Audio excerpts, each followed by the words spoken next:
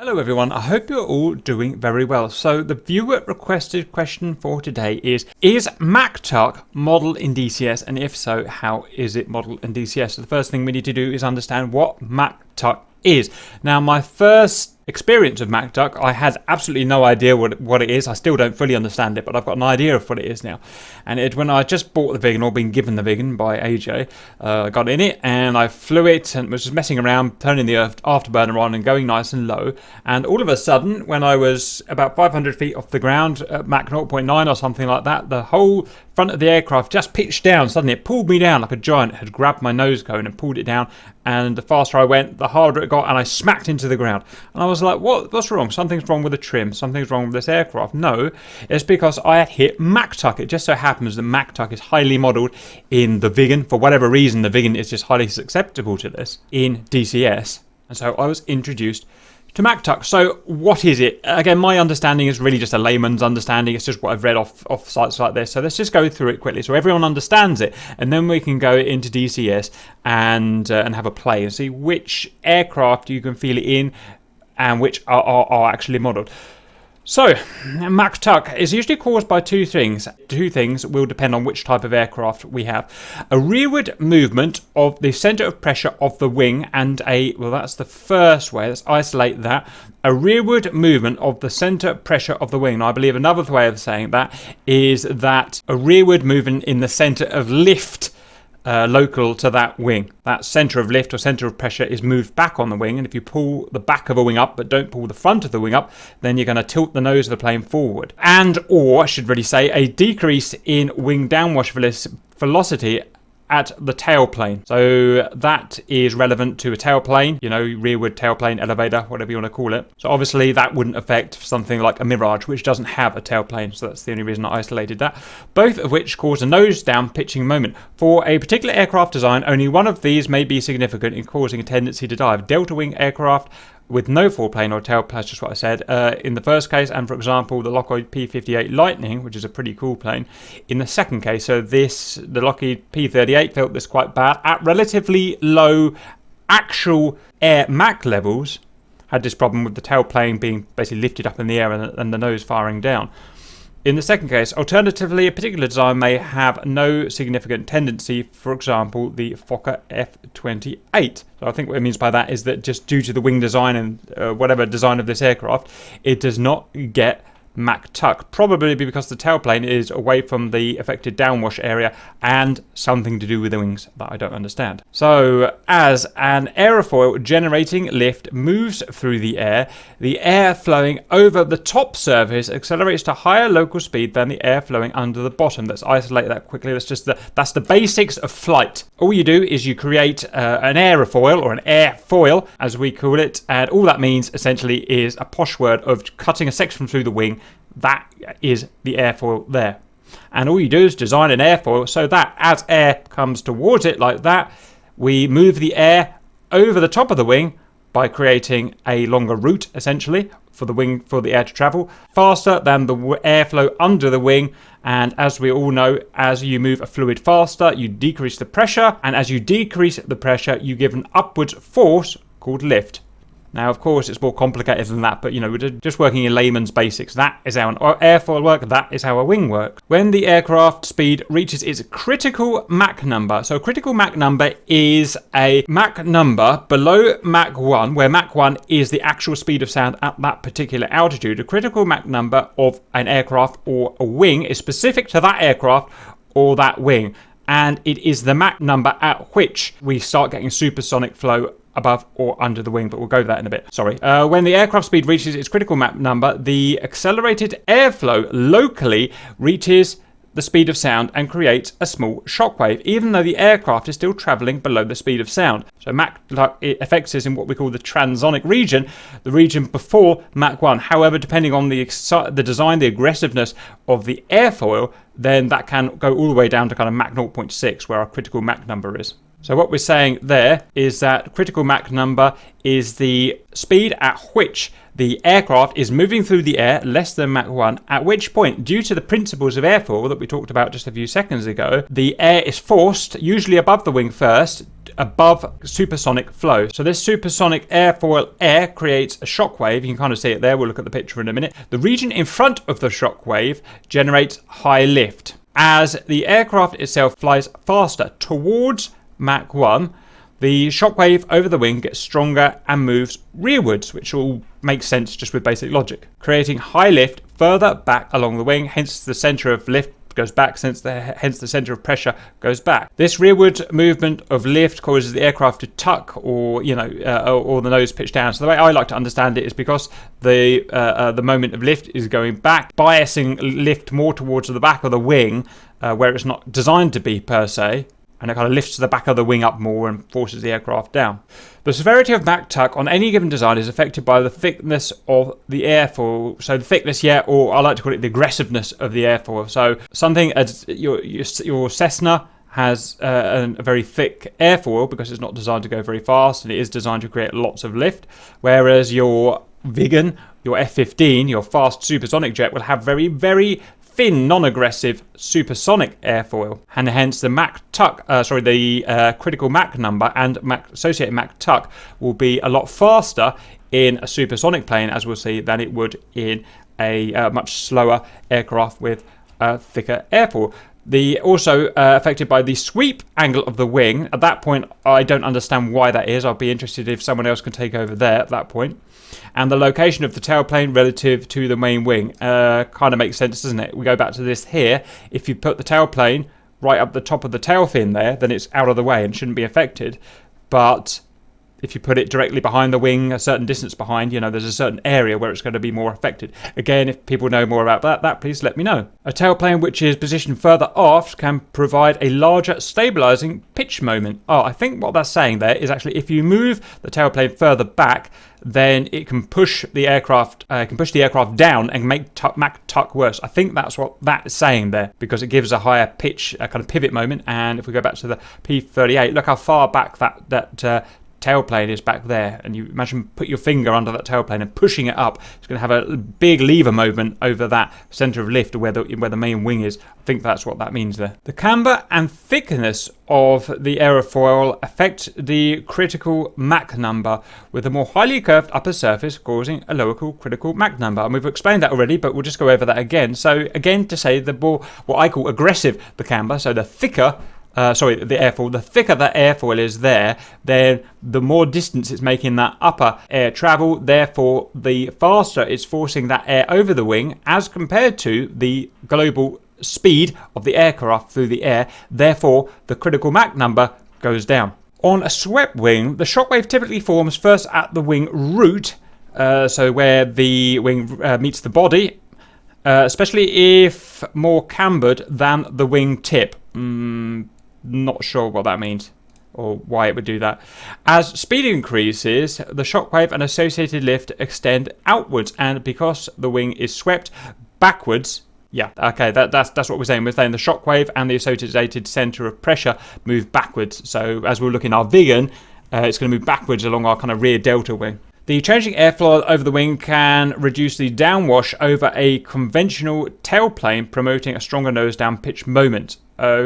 Okay, doesn't really need explaining, so we're back to the P-38 there with a reduction in downwash over the rear tailplane. Another problem with a separate horizontal stabilizer is that it can itself achieve local supersonic flow with its own shock value. So what we can say that based on a certain design, if we have an aggressive and enough airfoil on the actual horizontal stabilizer itself, on the elevator if you like itself, then it can create its own local shock wave here, which is going to cause the whole problem of Mach tuck isolated just on the horizontal stabilizer. This can affect the operation of a conventional elevator, so it basically won't do its job properly and no longer do its job correctly.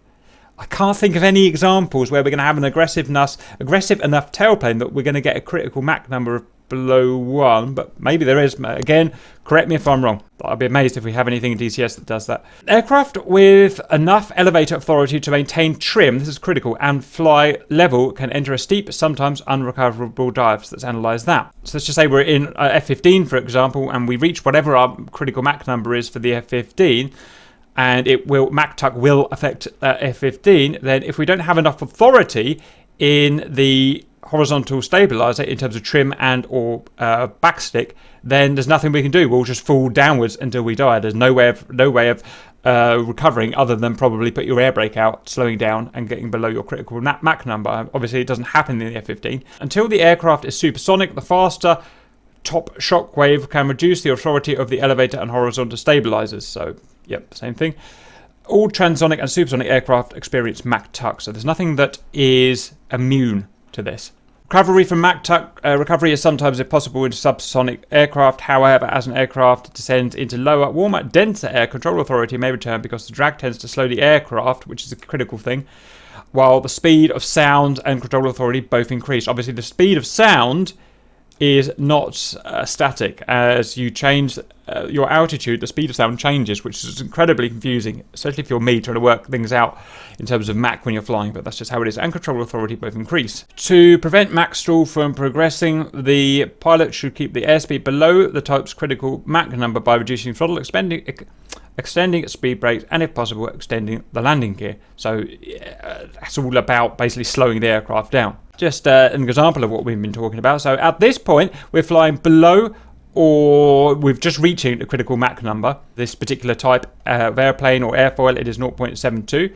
Maximum local velocity is less than sonic. So at this point, before we've hit the critical Mach number, the speed going over the top of the airfoil here is less than Mach 1, local to the wing. We've now exceeded our critical Mach number, and we now have supersonic flow. Although aircraft is only going Mach 0.77 due to the effects of this airfall, the airflow is being supercharged over the front part of the wing. It's being forced to go supersonic, and therefore we create this normal shockwave, as it's called. While behind the shockwave, we get subsonic disturbed air and possible separation. So my basic understanding of airfoil at that point is that the lift is not uniform. It's not laminar over the total area of that cross-section aerofoil. It is different in all different places, and that's the same with all wings at different speeds and different densities and stuff like that. But my understanding that the center of lift, or the majority of the lift now, is being produced more or less in this blue area here, touches the top of the airfoil. This isn't true, but I imagine it's sucking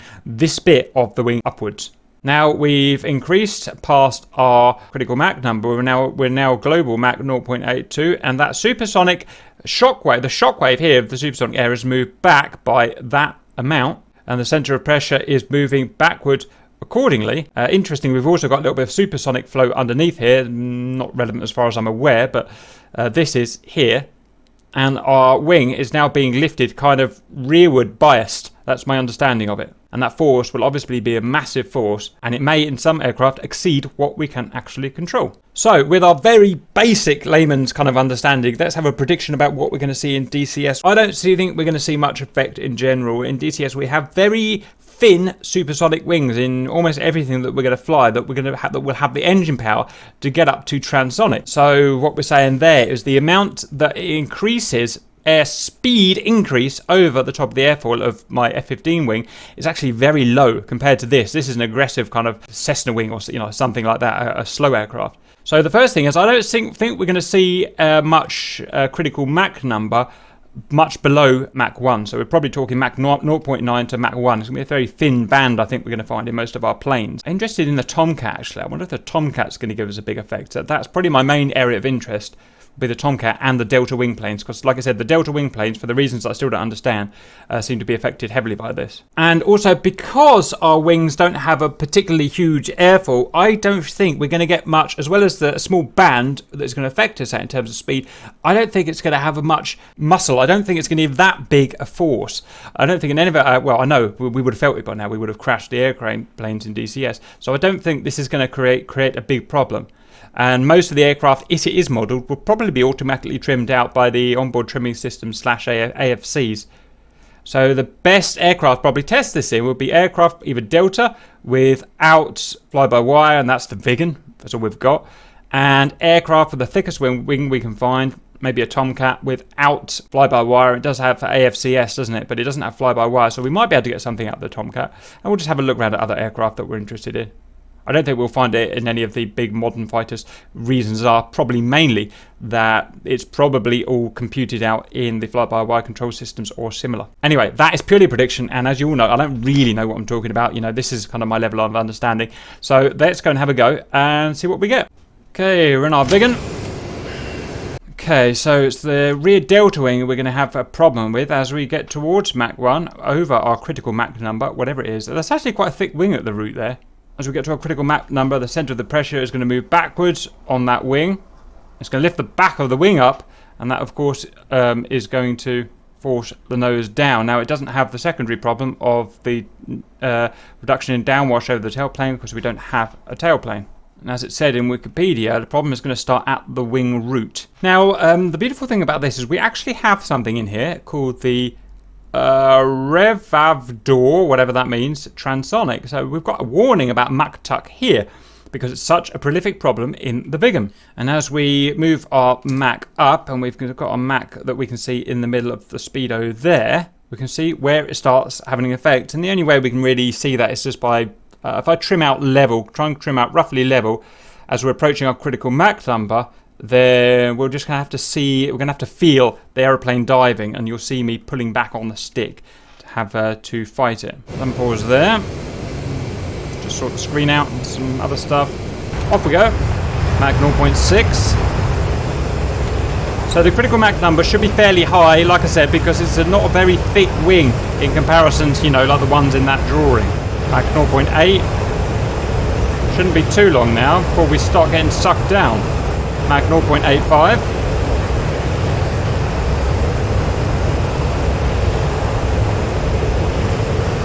Right, it's now affecting me.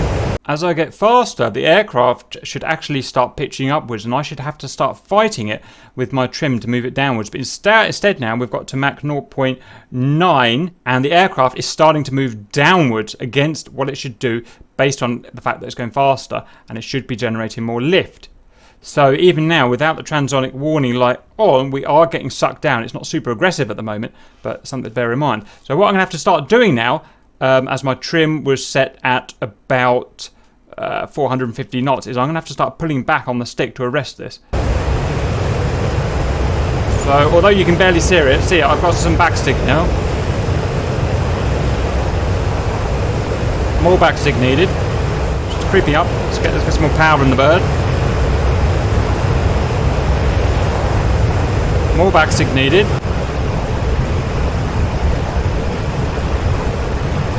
A bit more power.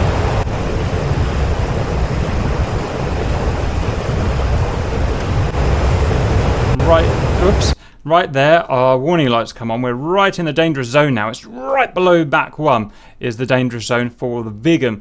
Now, that's not going to be a problem when I'm not loaded like this, because I can easily break the sound barrier. But if I've got bombs or something, the plane loves to hang around just subsonic like this, and it can become more dangerous. So let's get a feel for what that's like. That's really pulling me down now. I can feel it shaking a bit as well. Now, I know I said that the effect will disappear above Mach 1, and again, in layman's terms, I think that's still correct. But in reality, it's going to affect us further on. I don't know until which point. Okay, the effect is gone. So let's just slow us down a bit. So we're trimmed out for this. We'll do it again. We're trimmed out for 580 knots.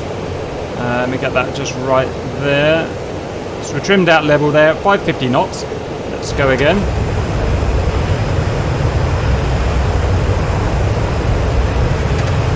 That's pulling down now. I'm having to backstick.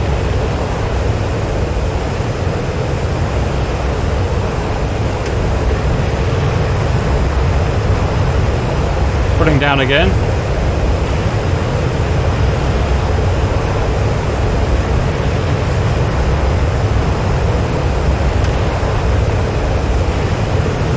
Putting down aggressively now, and that is about as much as it gets. So if we look down at the bottom left of the screen, I can't zoom in on it, but you can see I'm having to do about 10% backstick which doesn't sound a lot, and I guess, you know, scientifically it isn't a lot, and I can easily overcome it with my elevators, elevons, whatever they're called on the back of this plane. But it is still a very dangerous effect. So if we went and did this against the ground where this thing is designed to fly, it can actually get very dangerous. So this is where we're going to be flying a Vegan with the red light on the left. For some reason it's not coming on over the sea, but so let's see the effect down here.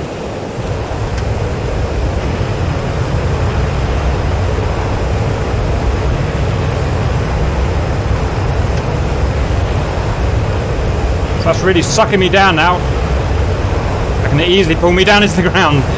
So, oh, wow, that was very nasty. So anyway, that's something to bear in mind. With Vegan, it's very heavily modelled. You can feel it very easily.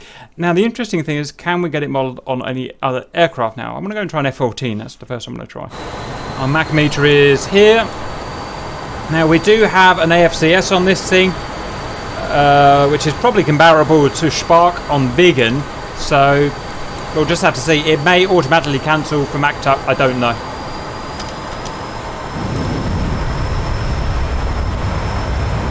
Very fast plane this is. So what I'm going to do now is get nice and low. It just seems to be easier to measure down low, not so low that we're getting in ground effect. So this kind of low, a couple of 100 feet. And I'm going to trim myself out nice and neutral. Where's my VSI? There it is. At somewhere below critical Mach. So if I get to Mach 0.8, that should be below, I would think. And of course, this becomes essentially a delta wing plane at this point, doesn't it? Let's have a look at it. In fact, yeah, it becomes. I mean, is that a delta wing plane or is that? I actually don't know. So we're just going to have to see. So let me just get myself trimmed so everything is neutral, natural. Okay, we're trimmed there, almost perfectly on the VSI. What we can do now is increase the speed, and if there is no Mach, in fact I'm a little bit fast, let's just back off there. I don't think there's going to be many Mach tuck on this, I can already feel none at all. Let's just bring it down a little bit.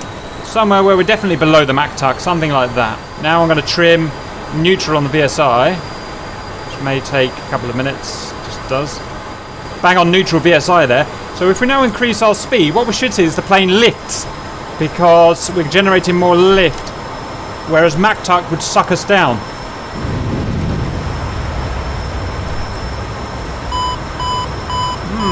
Interesting. What we're seeing is a very, very small downwards force. Now, that may have been due to error in trim, so why don't we go and try that again? Let's get that all set up perfectly again, shall we? Okay, we're Mach 0.7 there. We're pretty neutralised on the VSI there. A tiny bit down, maybe.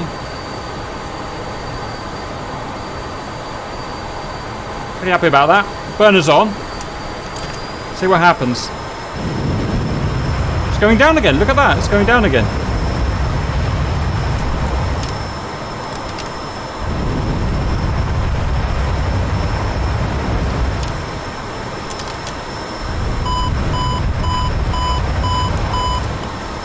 So in my mind, there's no reason why it should be going down. We're going faster, we're generating more lift.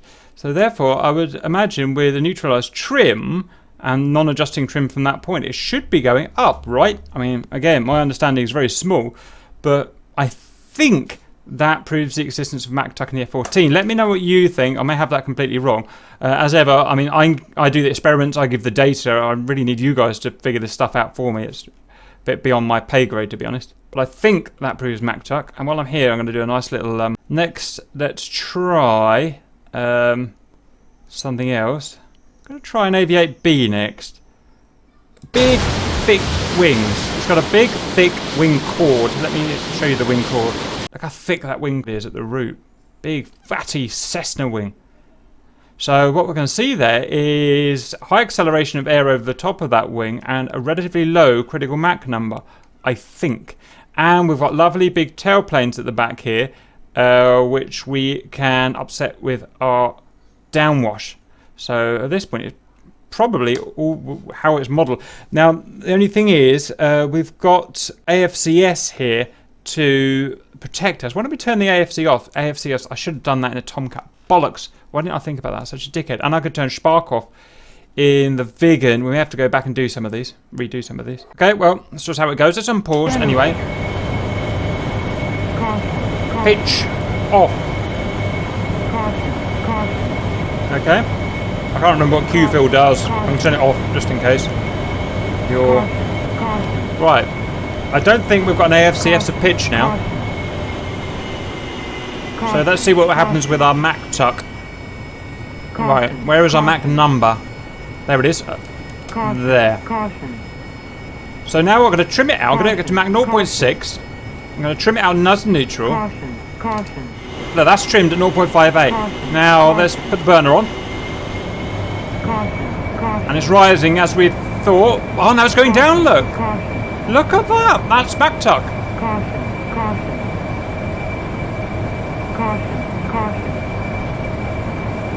Pull up.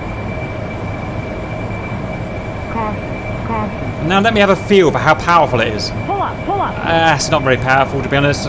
Again, 10% backstick, the same as the vegan. So that there is all I need to do to really keep it airborne. I'll try cancelling the trim. No, I can't do it.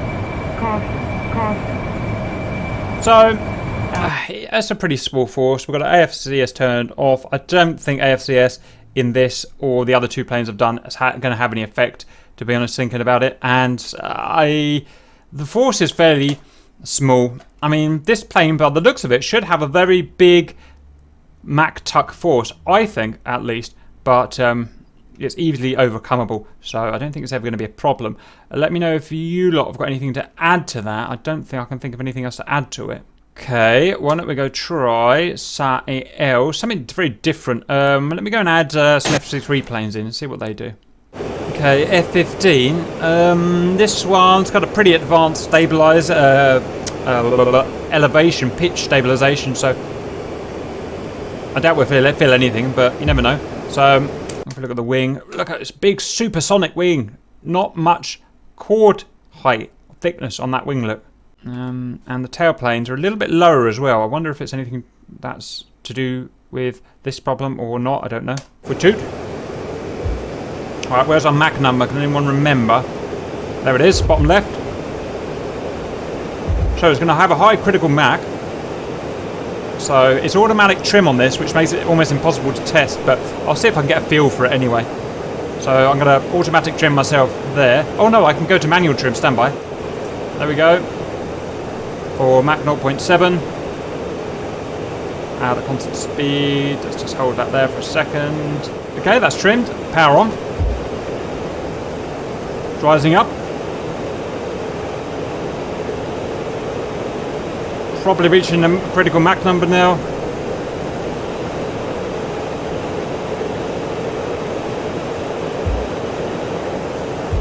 No, there's no downwards force there.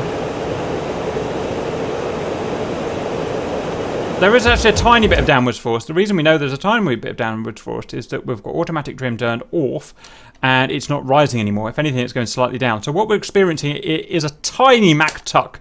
But not enough that you would ever notice that while flying the vehicle. You would never notice that much. So tiny Mach tuck, and we didn't think so. This is a truly supersonic design. It's not a delta wing. It's got a pretty thin airfoil. So those are my reasons at the end of the day. Fingers crossed I'm right on that. Okay, let's go and have a look at something else. Flanker, I'm expecting exactly the same. Again, pretty thin wing. It's not a delta. Whoa, slow down, baby. Right, let's go and try this out. Trimming these things is a bloody art form. Where's my Mach number? Does this plane even have a Mach number? There it is. There's my Mach. Right, let's go to Mach 0.7. Trim neutral on the VSI. And I can't find the VSI. There it is, down the above the stick. Right, we're trim neutral at Mach 0.7. Power on. We're going up. We're going up. We're going up. We're going up. We're going up. It's too much lift. We're never going to see any Mach tuck in this thing. Mach 0.9, it's going up.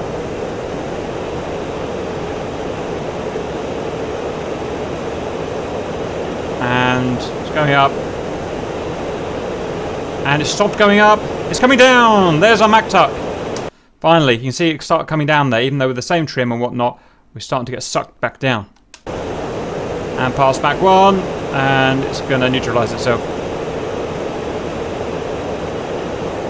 Cool. So far so good. We've got Mach attack in all of the planes. It's easiest to note in the Tomcat and the Viggen. The next easiest in a Harrier. Third easiest in the supersonic non-Delta SU-27 and the F-15. So far everything has gone pretty much as we predicted it. What else have we got here? Here's interesting. F-86. We should have a thick aggressive chord on this.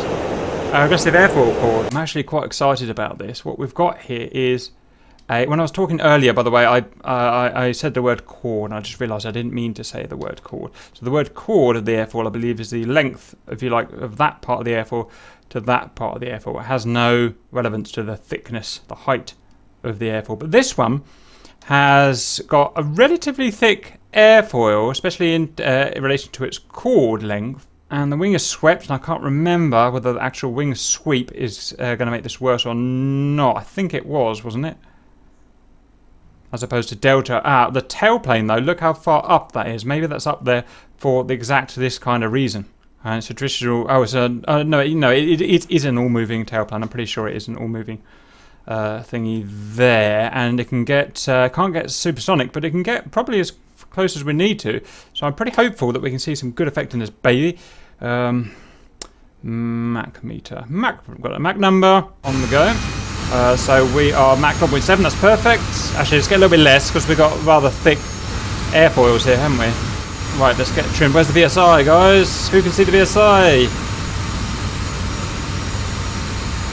There it is, I see it just above the stick. When trimming out these VSIs, you get horrible oscillations. It's really... I don't know how you meant to do it, but I find it really hard. Surprisingly difficult to do, but we've got a neutral VSI, or as near as I can get it. So, power on. What's she going to do? What's she going to do? Nosing up. So, no Mach tuck yet, or it's being cancelled for by the increase in overall lift.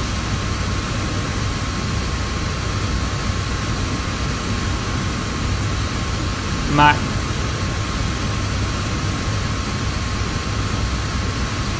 We're static there, we can't get any faster because we're climbing. And I can't intervene because it would invalidate the experiment. So that's annoying. Okay, so we can't do with that test. Let's just go down and see if we can do a field test then, shall we? So I'm trimmed for Mach 0.6. What am I trimmed for? Sorry, I'm trimmed for Mach 0.65, aren't I? So let's see if I can get any kind of down feel down here. So how is she trimmed? So she's not pulling down. Not pulling down. I'm going to force her down. See how fast we can get.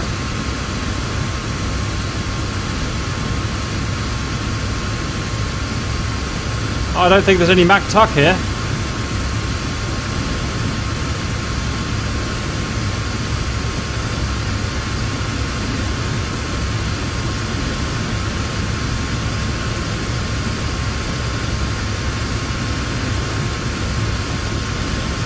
Just nothing here.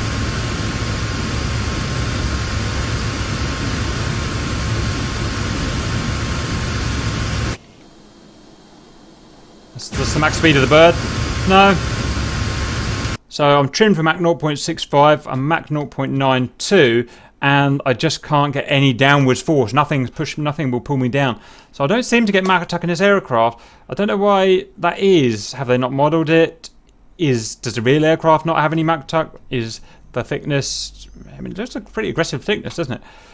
So I'll leave you guys, just smart guys out there, to decide why that doesn't seem to have any pull down compared to all the other planes which do. Right, just wondering if there's anything else we want to test. I can't think of anything else that would have kind of relevant enough airframe that can go fast enough. I mean, if it, took a Spitfire or something this fast, then obviously it would have a huge Mach tuck, but we can't get it this fast. Not in straight line anywhere, which is where we need to measure it. Mirage. No, Mirage, the problem with Mirage, it's a full fly-by-wire, and I can't turn the fly-by-wire on the Mirage off, or if you can, I don't know how. This is semi-automatic trim, isn't it, from memory? Or is it? Memory is so hazy. I don't know. Let's just see what happens, I guess. Right, where's my Mach meter? There it is, top left. Now, this will possibly have a fairly... In fact, I don't know what the critical Mach number of this will be. No idea, but the good thing is big delta wing. And if one thing Mach Tuck doesn't like, it's delta wing. So, let me just go for a field test. Let me just trim it out roughly level. At Mach... Oh, it doesn't give me a bloody Mach number now. There, 0.6. So, it's going to be below critical, isn't it? Okay. Pretty much perfectly trimmed. I'm not touching the stick. I'm not touching anything. Burner on. What's she going to do? What's she going to do?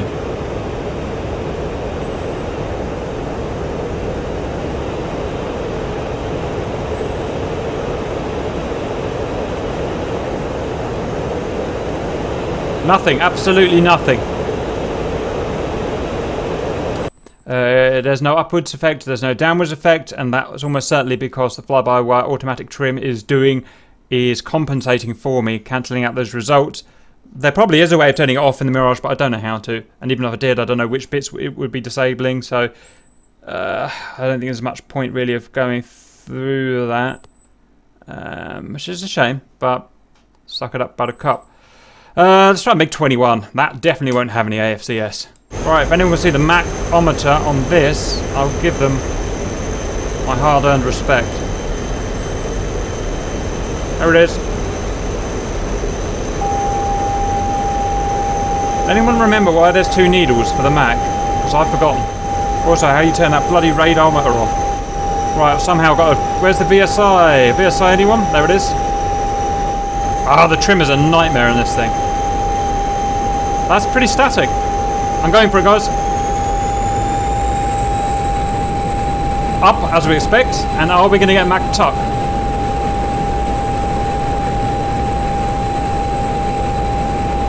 I mean, I don't even know which needle to follow, so probably not. No, VSI is still going up. Look, we're supersonic now, pretty much. I mean, difficult what to measure because it moves so high up. I didn't feel anything, to be honest. It's experiments, even with that Sabre, these experiments are really hard. If you guys got a better way of doing this, let me know, but this is the only way I can think of doing this, giving a static trim pre-critical Mach number and then just increasing the throttle. The best way I can think of doing it. I'm feeling the obvious there. Try trimming lower, higher up. Where are we? Something like that, maybe? What are the wings like on this? Oh, look at them! They've got no thickness at all on them. No wonder we're not getting any effect. Look at that. I wonder if the bloody thing doesn't give any bloody lift. It's got like 2 inches of aerofoil thickness. Oh, maybe that's it. Okay.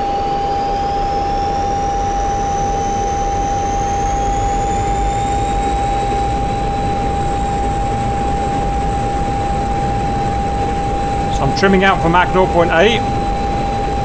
There. Hold.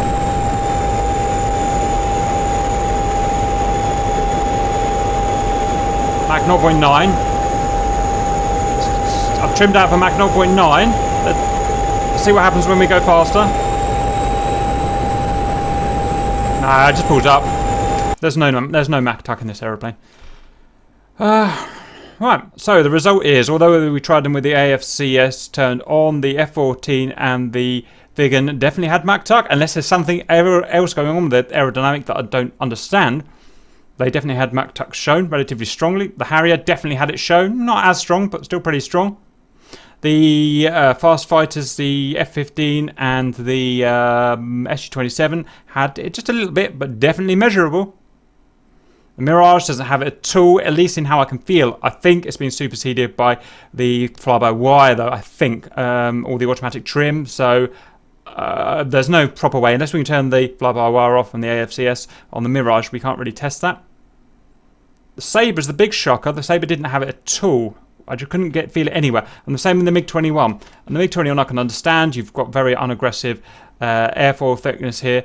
The Sabre didn't make any sense to me at all. And that's it, really. So I can't quantify this in any way, but I've got a good feel, and I hope I've explained the layman's terminology of it, and which planes it can affect. And the main thing is none of the aircraft that can get fast enough in DCS are going to have the type of wings that is going to be affected enough that you ever have to worry about this, par maybe the Viggen and the Tomcat. So let me know your thoughts to that, anything else you want tested on this, and I'll go ahead and get that done. My sudden thought is could the Mach Tuck have polluted the test results that we did?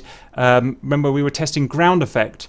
Now, we were testing up to about 500 knots. What's 500 knots? Which that's on the sea level, that's Mach. I don't think so. That's about Mach 0.7, isn't it? About 500 knots. So I don't think it would have polluted. We would have had, it would have been in any other plane's critical Mach numbers that we tested for the ground effect tests. So that would explain, for instance, why it was kind of sucking us down on some of them. But I don't think we were going fast enough, less than 400 or 500 knots most of them. So no, I'm not going to worry too much about that. Right, I hope you enjoyed that anyway, because it's always interesting to do these things, and I'll see you later.